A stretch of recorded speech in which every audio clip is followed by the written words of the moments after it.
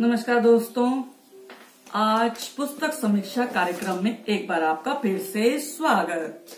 मैं आपकी दोस्त अंजू दुआ जैमिनी आज लाई हूँ एक नई किताब जिसकी मैं समीक्षा करूंगी।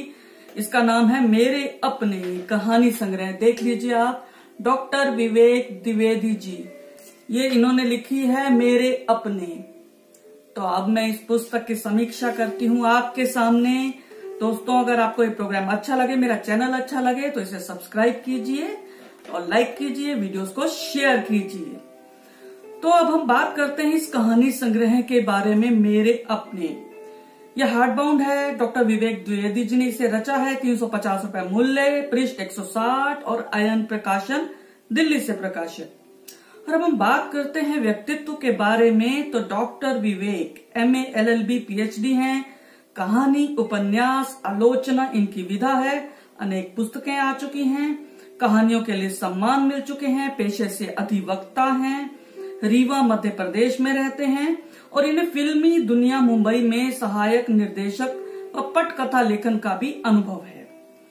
समर्पित किया इन्होंने पुस्तक को स्वर्गीय पिता रामेश्वर प्रसाद द्विवेदी जी, जिनकी छवि बड़े भाई श्री शंकर दयाल शर्मा अधिवक्ता के रूप में देखते हैं। ये बाबूजी को फ्लैप पर लिखा है डॉक्टर गोरखनाथ तिवारी जी, जो सचिव हैं हिंदी अकादमी हैदराबाद के। और डॉक्टर गोरखनाथ जी लिखते हैं कि समकालीन हिंदी कथा साहित्य में द्विवेदी जी का नाम आदर के साथ लिया जाता है।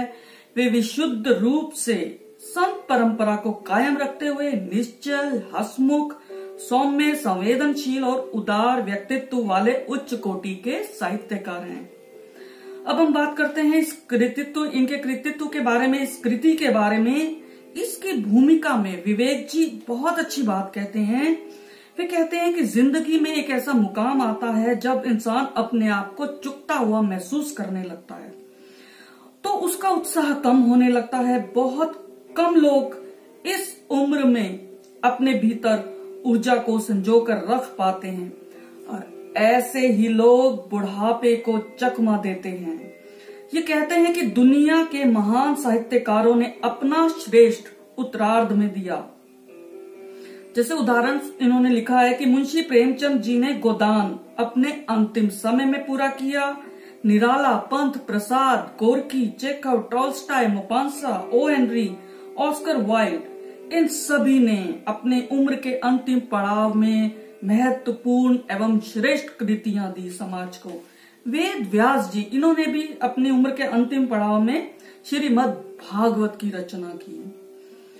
अब इन कहानियों की बात करते हैं तो इस पुस्तक में 12 कहानियां संग्रहित हैं। इनमें मुख्यतः मैं बता देती हूँ, पर्यावरण, प्रकृति, इससे जुड़ी कहानियां हैं। आम आदमी का दुख दर्द है, वृद्ध जनों के सुख दुख हैं, अकेलापन है। भाषा की बात करते हैं तो आंचलिकता का पुट है इसमें।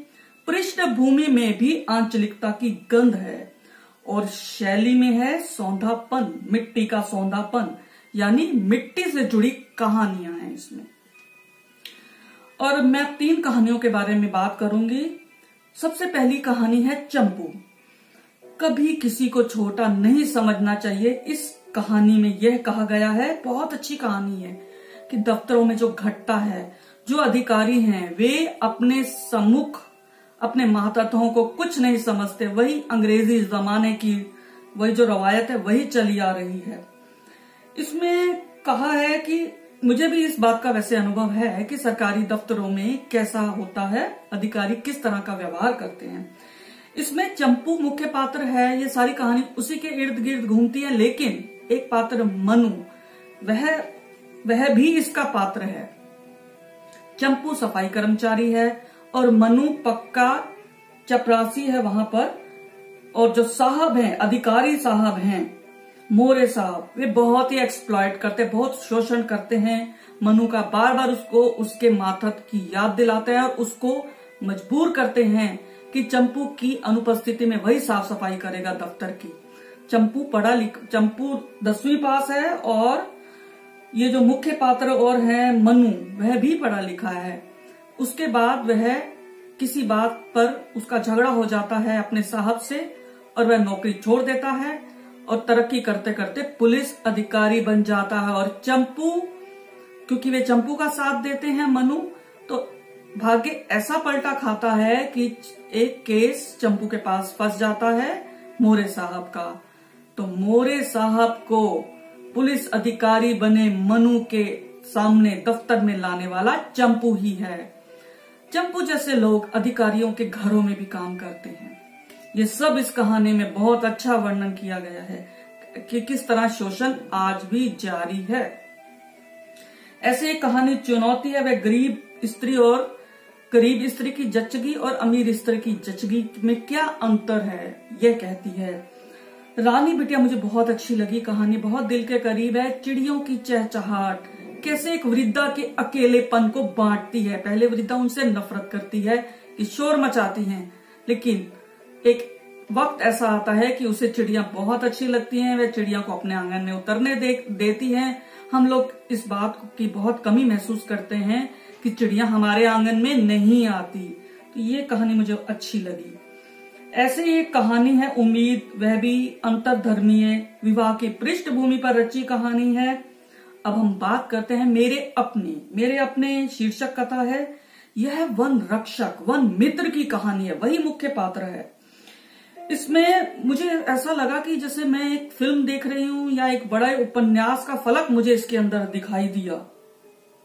चोरी से लकड़ियां जो बेच के आता है, पहले एक इसका जो पात्र है वह चोरी से लकड़ियां शहर बेचता, लेकिन वन अधिकारी भीम सिंह जी उनके समझाने पर वह वन रक्षक बन जाता और अंत तक वन रक्षक की भूमिका निभाता है। वह पौधों को अपना पुत्र मानता है। ये बहुत अच्छी एक मोटिवेशनल कहानी है। हमें एक सकारात्मक ऊर्जा मिलती है। हम जितने प्रकृति के करीब जाएंगे उतने स्वस्थ रहेंगे, हमारा जीवन उतना सरल रहेगा।